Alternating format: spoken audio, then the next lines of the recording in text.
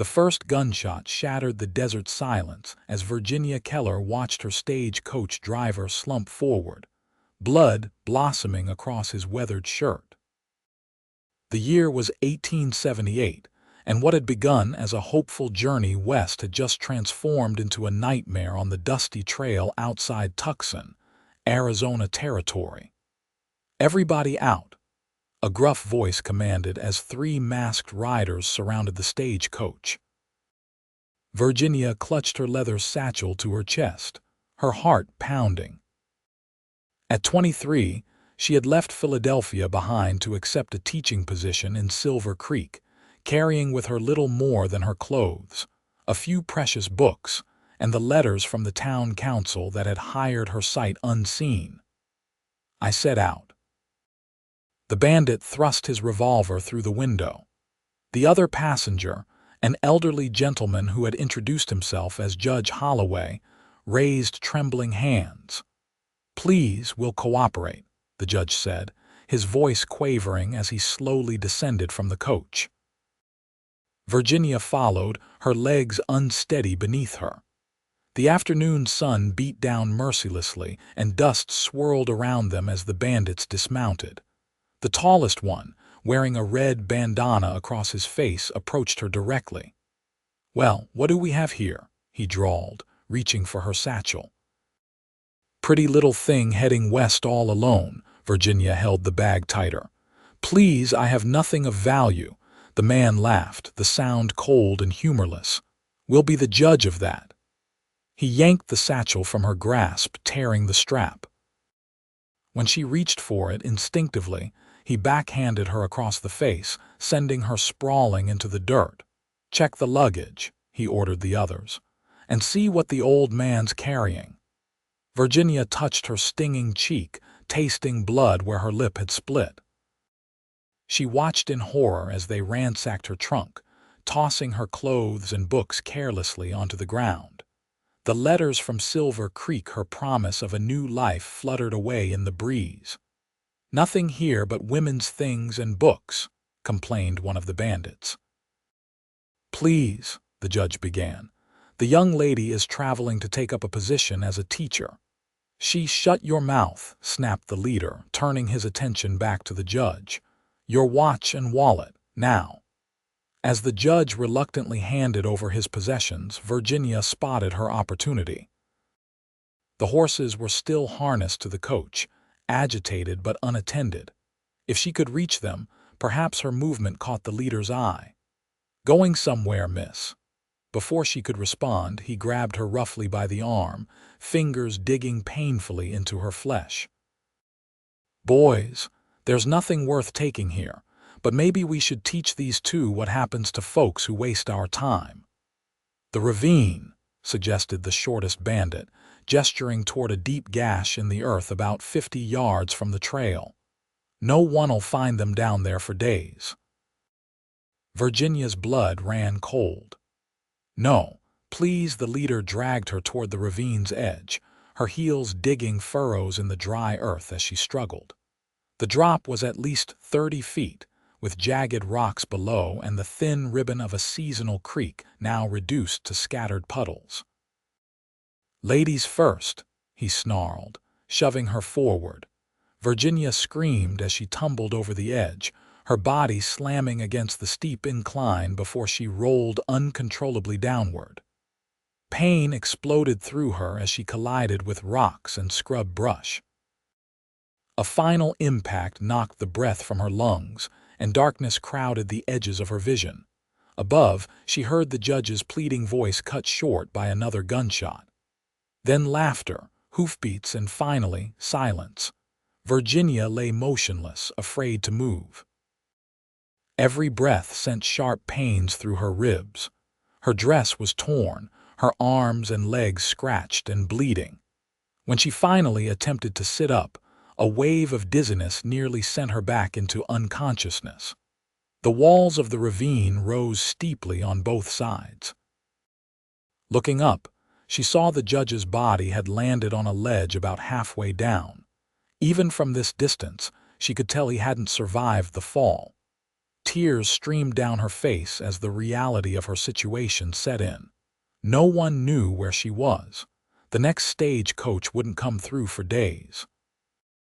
She was alone, injured without water in the unforgiving desert. As the sun began to set, the temperature dropped rapidly. Virginia huddled against the ravine wall, shivering. Her throat burned with thirst and her head throbbed. She tried to remember the survival tips her father had taught her during childhood camping trips, but those eastern woodlands had been nothing like this harsh terrain. The creek bed offered her only hope. Gathering what strength remained, she crawled toward the nearest puddle, ignoring the pain that shot through her with every movement. The water was brackish and warm, but she drank gratefully, knowing she might not find more. Night fell completely, bringing with it a blanket of stars and the eerie calls of desert creatures. Virginia found a small hollow in the ravine wall where she could shelter. Using rocks, she marked an arrow pointing in the direction she planned to travel at first light downstream, where the ravine might widen enough to climb out. Sleep came in fitful bursts, interrupted by pain and the cold desert night. She dreamt of home, of her mother's warnings about the dangers of the frontier, of the Silver Creek schoolhouse she might never see. When a distant coyote howled, she jerked awake, heart racing before exhaustion claimed her again. Dawn brought renewed determination, but also the harsh reality of her injuries. Her right ankle was swollen and barely able to bear weight.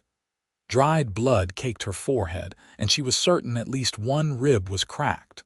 Still, staying meant certain death. Using a broken branch as a makeshift walking stick, Virginia began her painful journey along the ravine floor. The morning heat quickly became oppressive. By midday, she had made perhaps half a mile of progress, finding 2 more small puddles to drink from along the way. It was near dusk of her second day in the ravine when she heard the unmistakable sound of hoofbeats above. Summoning what little strength remained, Virginia called out, her parched voice barely audible even to her own ears. "Help! Please, down here!" The hoofbeats slowed, then stopped. Virginia held her breath, praying it wasn't the bandits returning. She heard the scrape of boots on stone, then a man's voice. "Hello? Is someone down there?" "Yes," she cried, her voice breaking. "Please help me." A figure appeared at the edge of the ravine, silhouetted against the darkening sky.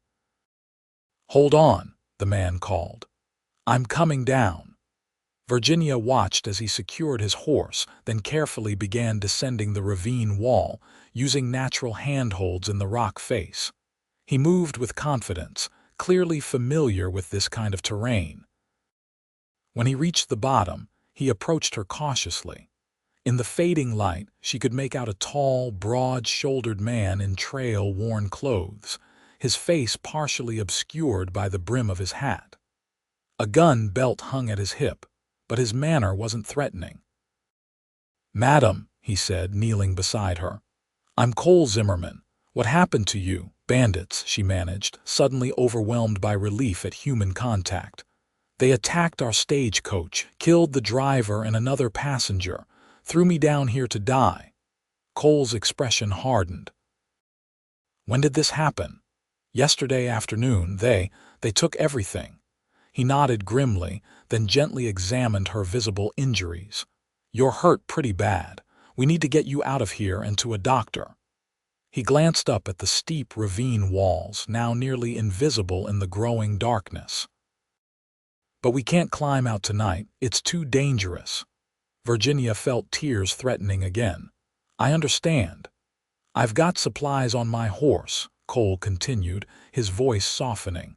"Food, water, blankets. I'll make camp here tonight and get you out at first light." True to his word, Cole returned within the hour, having secured his horse and gathered what they needed. He built a small fire, then offered her water from his canteen and jerky from his saddlebag. The food, though simple, was the most wonderful thing Virginia had ever tasted. "You're lucky I came along," he said as he wrapped a blanket around her shoulders. "I don't usually take this trail." "What made you come this way?" she asked. Cole's expression darkened. "I'm tracking the same gang that attacked you. They hit a ranch near Tucson 3 days ago, killed a good man." He paused. "I was a deputy there until recently. The sheriff asked me to help, even though I've moved on." "You're a lawman." "Used to be, now I'm ranching up near Silver Creek." Virginia's heart leapt. "Silver Creek, that's where I was heading. I'm to be the new school teacher." Interest flickered in his eyes. "The town's been waiting for you. When you didn't arrive on yesterday's stage, folks were concerned." "I'm Virginia Keller," she said, extending her hand despite her injuries. Cole took it gently. "Miss Keller, I promise I'll get you to Silver Creek safely." Something in his steady gaze made her believe him completely. That night, as the fire burned low, Virginia drifted in and out of consciousness. Each time she woke, she found Cole awake and vigilant, his eyes scanning the darkness beyond their small camp. Once, when pain made her whimper, he was immediately at her side, offering water and a reassuring word. "You're going to be all right," he told her, his voice a comforting rumble in the darkness. "I've seen tougher situations than this." "Have you?" she asked, grateful for the distraction from her pain. Cole nodded, adjusting the blanket around her shoulders. 8 years in the cavalry before I became a deputy. Saw action against Comanche raiders, survived a blizzard in the high country, even got caught in a flash flood once." He smiled slightly. Getting a schoolteacher out of a ravine should be simple by comparison. His confidence was infectious. Despite everything, Virginia found herself smiling back. "Tell me about Silver Creek," she requested. "What should I expect?" For the next hour, Cole described the small but growing town. The main street with its general store, bank, and saloon. The church that doubled as a meeting house. The collection of homesteaders and ranchers that made up the surrounding community. The schoolhouse, he explained, was new built just last year in anticipation of attracting more families to the area. "The children need education," he said simply. "Can't build a proper future without it." Virginia studied him in the firelight. Cole Zimmerman didn't match her preconceived notions of Western lawmen or ranchers. There was a thoughtfulness to him, an intelligence behind his weathered features. "What made you leave the deputy position?" she asked. A shadow crossed his face. "Lost my partner in an ambush. Took a bullet myself." His hand unconsciously moved to his left shoulder. "After that, I needed a change. My uncle left me some land near Silver Creek, so I decided to try my hand at ranching. I'm sorry about your partner." "So am I." Cole added a small branch to the fire. "Get some rest, Miss Keller. Tomorrow will be challenging." Morning arrived with the stark clarity of desert dawn. Virginia woke to find Cole already preparing for their ascent. He had fashioned a crude harness from rope and leather straps from his saddlebag. "I'll need to carry you," he explained, helping her sit up. "There's no way you can climb with that ankle." Virginia felt heat rise to her cheeks at the thought, but nodded. Propriety seemed a small concern compared to survival.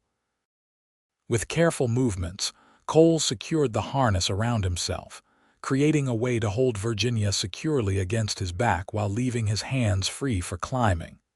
Getting her into position was awkward and painful, but once secured, she felt surprisingly stable. "Hold on tight," he instructed. "And tell me immediately if something hurts too much." The ascent was slow and treacherous. Several times, loose rocks gave way beneath Cole's boots, leaving them dangling momentarily before he found new footholds. Virginia clenched her teeth against the pain as her injured body pressed against him, determined not to distract him with her discomfort. When they finally reached the top, Cole carefully lowered her to the ground before collapsing beside her, breath coming in heavy gasps. "You're stronger than you look, Miss Keller," he said after catching his breath. Most would have been screaming halfway up. "I didn't want to be a distraction," she admitted. "And please call me Virginia." Cole smiled, the expression transforming his serious face. "Virginia it is." His horse, a sturdy Palomino gelding, waited patiently nearby. Cole helped Virginia to her feet, supporting her weight as they made their way to the animal. "Have you ever ridden before?" he asked. "In Philadelphia, yes, but nothing like this." "Thunder here is steady as they come," Cole assured her, patting the horse's neck. "I'll ride behind you and make sure you don't fall." Mounting was another painful ordeal, but soon Virginia was settled in the saddle with Cole behind her, one arm securely around her waist while the other held the reins. The closeness was intimate in a way that would have been scandalous in Philadelphia society, but out here, in this vast, unforgiving landscape, it felt necessary and right. They rode slowly, Cole careful to avoid jarring her injuries. As they traveled, he pointed out landmarks and shared stories of the territory. Virginia learned that he had come west at 18, joining the cavalry to escape a coal mining town in Pennsylvania. "Not so different from you," he observed when she shared her own story of leaving Philadelphia. "Both of us looking for something new. The difference is you found it," Virginia replied. "I nearly died before even reaching my destination." Cole was quiet for a moment. Maybe what we're looking for isn't always what we expect to find. The cryptic statement lingered in Virginia's mind as they continued their journey. By midday, the heat had become intense, and Cole stopped in the shade of a large rock formation to rest. He helped Virginia down, settling her gently on his bedroll before tending to the horse. "How much further to Silver Creek?" she asked as he offered her water. "2 days' ride normally," he replied, "but we'll need to stop at Jensen's ranch tonight. It's only a few hours from here and you need medical attention before we continue." Virginia couldn't argue. Despite her determination, every movement sent pain shooting through her body, and she suspected her condition was worse than she was admitting even to herself. They resumed their journey an hour later, Virginia growing increasingly weak as the day progressed. She found herself leaning more heavily against Cole, grateful for his solid presence behind her. At some point, she must have lost consciousness because suddenly she was being carried in strong arms and unfamiliar voices surrounded her. "Looks bad, Cole. How long was she down there?" "Almost 2 days. She needs the doctor. Mary's heating water for a bath. We've got a room ready." Virginia forced her eyes open to see a weathered farmhouse, a worried-looking woman holding the door open as Cole carried her inside. The cool interior was a blessed relief after the sun's glare. "You're at the Jensen Ranch," Cole told her when he noticed she was awake. "Sarah here is going to help get you cleaned up and look at those injuries." The next few hours passed in a blur of gentle hands, warm water, and the sting of antiseptic on her wounds. Sarah Jensen, a motherly woman with kind eyes, helped Virginia bathe and change into a borrowed nightgown, exclaiming over her injuries. "Those monsters," she muttered as she wrapped Virginia's ribs. Throwing a young woman into a ravine like that, Cole was right to go after them. Virginia's head snapped up. "Go after them." "Cole left," Sarah nodded, her expression grim. "As soon as he knew you were safe with us. He and Frank, that's my husband, rode out to track those bandits." Cole recognized the description you gave. "They're the Sutton gang, been terrorizing the territory for months." Fear gripped Virginia's heart. "But they're dangerous. He could be killed." "Cole can handle himself," Sarah assured her, though concern lingered in her eyes. "And Frank's no stranger to trouble either." They promised to be careful. That night, despite her exhaustion and the comfort of a real bed, Virginia found sleep elusive. She kept thinking of Cole riding into danger, perhaps facing ambush as his deputy partner had. The thought brought an unexpected ache to her chest. It had been less than a day since he'd found her in the ravine, yet already she felt connected to him in a way she couldn't explain. Perhaps it was simply the intensity of their shared experience, or gratitude for his rescue. But something told her it was more than that. Virginia remained at the Jensen Ranch for 3 days, her body slowly beginning to heal under Sarah's care. Frank Jensen returned on the 2nd day, alone, with news that the Sutton gang had split up after the stagecoach robbery. Cole went after the leader, Frank explained over dinner. Said he'd meet us in Silver Creek within the week. "Is that safe?" Virginia asked, unable to hide her concern. Going after him alone, Frank exchanged a glance with his wife. "Cole's not one to take foolish risks, but he's determined to bring Sutton to justice. The man's responsible for his partner's death, you see." Virginia's heart sank. "He didn't tell me that. Cole keeps his pain private," Sarah said gently. "Always has." On the 4th day, Virginia insisted she was well enough to continue to Silver Creek.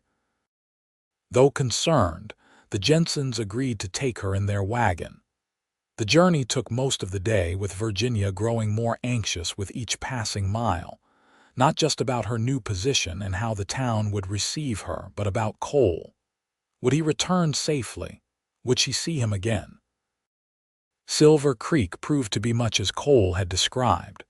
A small but thriving community nestled in a valley, with mountains visible in the distance. The main street consisted of a dozen or so buildings, with homes and smaller businesses spreading outward. The schoolhouse stood near the church, a simple but well-constructed building with large windows. The town's reception exceeded Virginia's expectations. News of the stagecoach attack and her ordeal had preceded her, carried by a rider Frank had sent ahead. The mayor, the town council, and several families were waiting when the Jensens' wagon rolled in, offering sympathy and assistance. Virginia was installed in a small but comfortable room above the general store, owned by a widow named Mrs. Fletcher who served on the school board. The doctor visited that evening, pronouncing her injuries significant but healing well.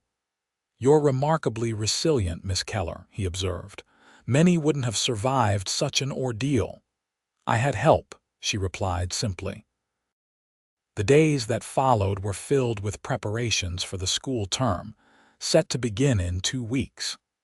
Despite her lingering injuries, Virginia threw herself into the work, organizing the classroom, reviewing the available books, and meeting the families whose children would become her pupils. But each evening she found herself walking to the edge of town, looking down the road that led south, hoping to see a familiar figure on a Palomino horse. A week passed with no sign of Cole, then 10 days. Virginia tried to focus on her new responsibilities, but worry gnawed at her constantly. It was Mrs. Fletcher who finally addressed what everyone in town seemed to know. "He'll come back," she said one evening as Virginia stood at her usual spot, watching the empty road. "Cole Zimmerman always keeps his promises." Virginia turned, surprised. "I barely know him," she said defensively. The older woman smiled knowingly. "Yet here you are, watching for him every night." Unable to deny it, Virginia sighed. "He saved my life. And from what I hear, you made quite an impression on him too." Frank Jensen says Cole talked about little else besides the brave schoolteacher who survived 2 days in Devil's Ravine. Hope fluttered in Virginia's chest, but she tamped it down. "He was just being kind." Mrs. Fletcher patted her arm. "We'll see." The school term began with 15 students ranging from 6 to 16 years old. Virginia discovered that teaching brought her genuine joy, even as her body continued to heal, and her heart remained troubled by Cole's absence. Then, on a crisp Friday afternoon 2 weeks after her arrival in Silver Creek, Virginia was writing spelling words on the blackboard when a commotion outside drew her attention. Her students rushed to the windows. "It's Mr. Zimmerman," exclaimed one of the younger boys. "And he's got Sutton tied to his horse." Virginia's chalk clattered to the floor as she joined the children at the window. Sure enough, there was Cole, dusty and trail-worn, riding down the main street. Behind his horse trudged another man, hands bound, a rope connecting him to Cole's saddle horn. "Class dismissed early today," Virginia announced, her voice unsteady. "Everyone please gather your things and go straight home." The children needed no encouragement, grabbing their books and lunch pails and rushing out the door, eager to witness the excitement. Virginia followed more slowly, her heart pounding. By the time she reached the street, a crowd had gathered outside the sheriff's office. Cole was dismounting, his movements stiff as if favoring an injury. Two deputies took charge of the prisoner, leading him inside. For a moment, Cole stood alone, scanning the crowd until his eyes found hers. The weariness in his face gave way to something warmer, and he started toward her, removing his hat as he approached. "Virginia," he said simply when he reached her, "you're looking well." "Better than you," she replied, noting the dark circles under his eyes, the new scar along his jawline, the way he held his left arm carefully. "You're hurt." Cole shrugged, then winced at the movement. "Nothing serious. Sutton didn't come quietly. You could have been killed. But I wasn't." His eyes softened. "And I kept my promise to bring you safely to Silver Creek." "You did more than that," Virginia said quietly. "The Jensens told me Sutton was responsible for your partner's death." Cole's expression grew solemn. "He was, and for many other crimes. He won't hurt anyone else now." They stood in silence for a moment, the bustle of the town continuing around them. Finally, Cole spoke again. "I have a ranch about 5 miles outside of town. Nothing fancy, but it's good land. I was wondering if you might like to see it sometime." Virginia felt a smile spread across her face. "I would like that very much. Sunday after church, perhaps, if you don't think it too forward. Sunday would be perfect." Cole's answering smile transformed his weary features. "I should report to the sheriff, but I'm glad you're here, Virginia. When I found you in that ravine, I never imagined." "Neither did I," she admitted. "But I'm glad, too." As promised, Cole arrived at the church on Sunday in a freshly pressed shirt, his horse groomed and harnessed to a small buggy rather than saddled. The ride to his ranch took them through rolling grasslands dotted with wildflowers, a stark contrast to the harsh desert where they'd first met. Cole's ranch was modest but well-maintained, with a small house, a barn and corrals containing several horses and a small herd of cattle. He showed her around proudly, explaining his plans for expansion, the improvements he'd already made. "It's not what you were used to in Philadelphia," he said as they stood on the porch, looking out over the land. "No," Virginia agreed. "It's better." Their courtship progressed steadily through the autumn months. Cole visited town regularly, often staying for Sunday dinner at Mrs. Fletcher's boarding house. He attended school programs and spelling bees, his presence causing excited whispers among Virginia's students. For her part, Virginia rode out to the ranch whenever possible, sometimes bringing books to read aloud while Cole worked on repairs or tended to his livestock. They discovered shared interests in literature and history, and Cole revealed an unexpected talent for sketching landscapes and animals. When winter arrived, bringing snow to the higher elevations and cooler temperatures to Silver Creek, Cole proposed during a Christmas Eve gathering at the church. Virginia accepted without hesitation, to the delight of the townspeople who had watched their relationship bloom. They were married in the spring, with flowers decorating the same church where he had proposed. Virginia wore a dress of pale blue silk ordered from Tucson, and Cole wore a new black suit that made him look more handsome than she had thought possible. Their wedding night, spent in the ranch house that Cole had expanded and improved over the winter months, was tender and passionate, a culmination of the deep bond that had formed between them since that fateful day in the ravine. As they lay together afterward, Virginia traced the scar on his jaw, the one he'd received while capturing Sutton. "You ever think about how differently things might have turned out?" she asked. "If you hadn't decided to take that trail that night?" Cole caught her hand, pressing a kiss to her palm. "I've thought about it often. I wasn't even supposed to be in that area. I'd planned a different route entirely." "What changed your mind?" He was quiet for a moment. "I can't explain it.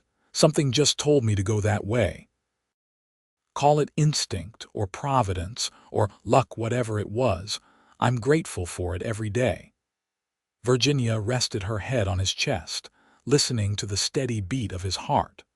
From thrown into a ravine by bandits to married to the most wonderful man in the territory. "It's not the journey I expected when I left Philadelphia." Cole's arms tightened around her. "Life out here rarely follows the expected path. But I promise you this, Virginia Zimmerman, whatever paths we take from here, we take them together." And so they did. Virginia continued teaching, eventually opening a second school as Silver Creek grew. Cole's ranch prospered, becoming one of the most successful in the territory. They had 3 children, 2 sons, and a daughter who grew up hearing the story of how their father had ridden through the night and pulled their mother to safety from a desert ravine. Years later, when their hair had grayed and grandchildren played in the yard of the ranch house, Virginia and Cole still sat together on the porch in the evenings, watching the sunset paint the western sky. And sometimes, when the light was just right, Cole would take her hand and say, "Still glad I took that trail."